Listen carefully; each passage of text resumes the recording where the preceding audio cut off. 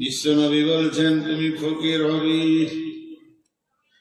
পৃথিবীর সমস্ত মানুষ একদিন ফকির হয়।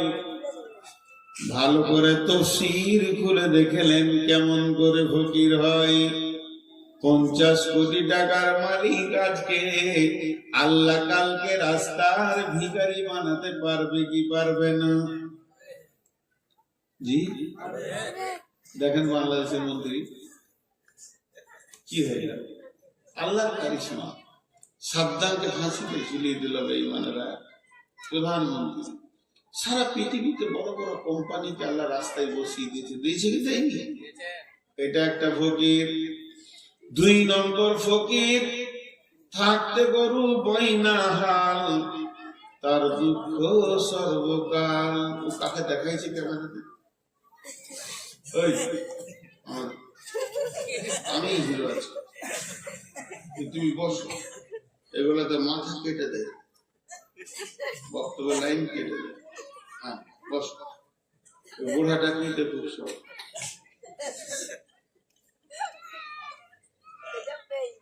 এই ফকিরটা কেমন?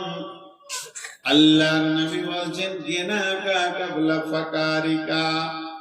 বিশ্ব নবীর জিভ থেকে বের হয়েছে তুমি ফকির হবে, তার মানে ফকির হতেই হবে, বিকল্প কোন রাস্তা নাই।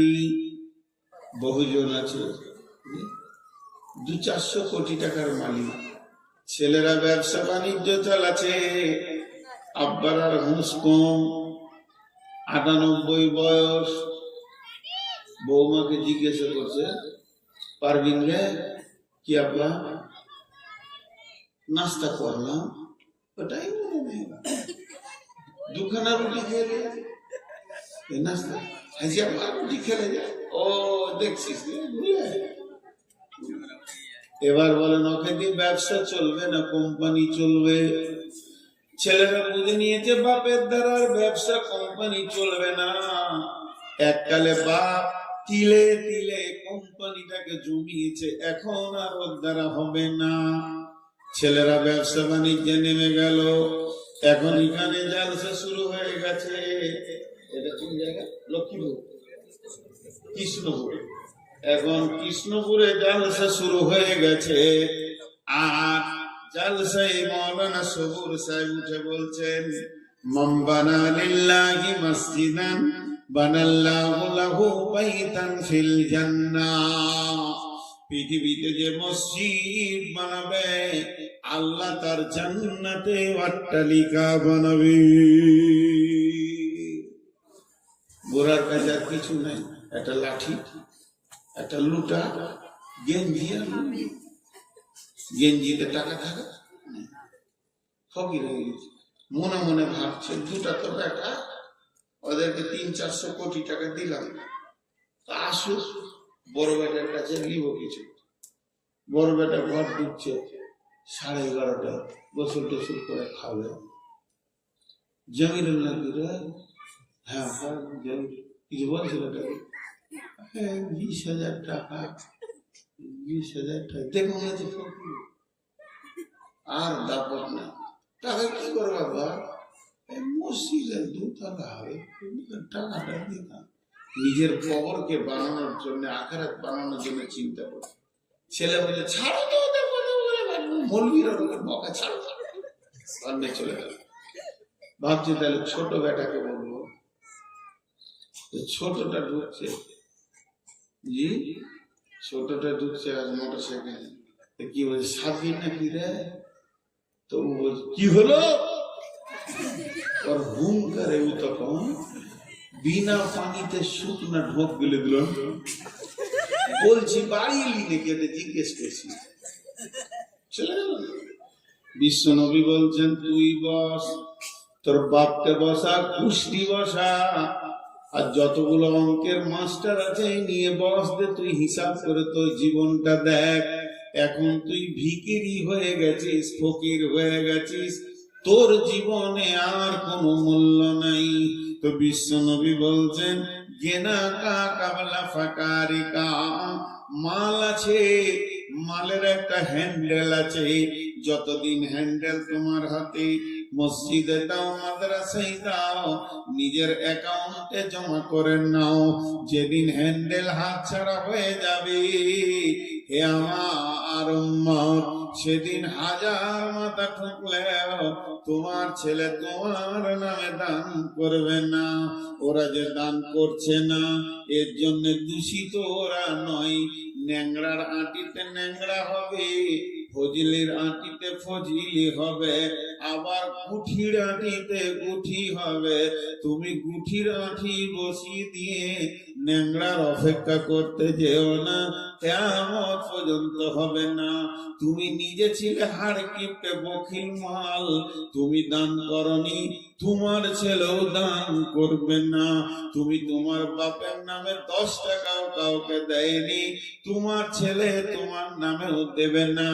বড় বড় ইসলামী চিন্তাবিদরা বলছে ছেলেদের হাতে টাকা দিয়ে দান করো, তুমি দিও না, বরং তুমি ছেলেকে ডেকে বলো বাবা টাকাটা জমা করে এসো তোমার দাদুর নামে। গিয়ে বলবে আব্বাজান আমার বাপের তার বাপের জন্য দান করেছে, দাদুর জন্য।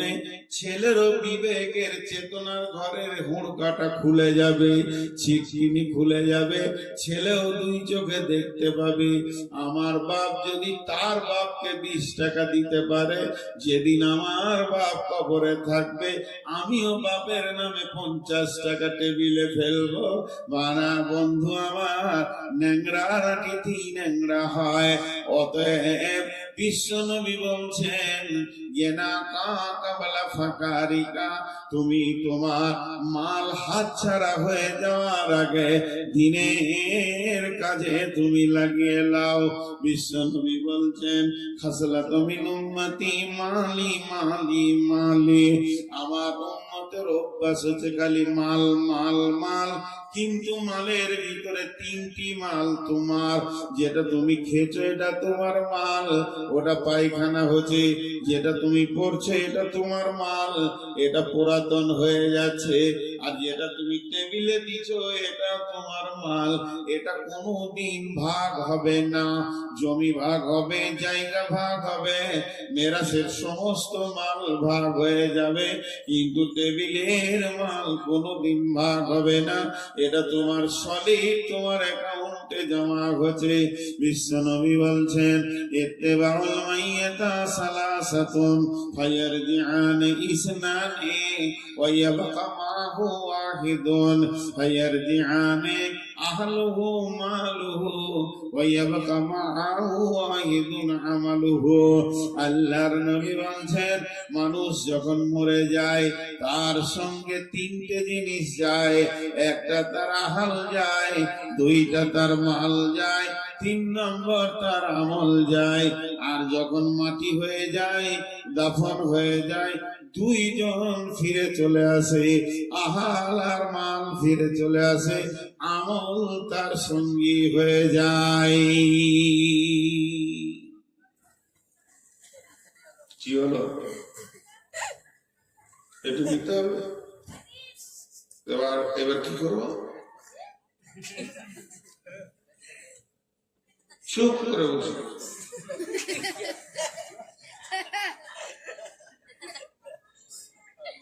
আমার রেকর্ডিং করতে আসবে না তো।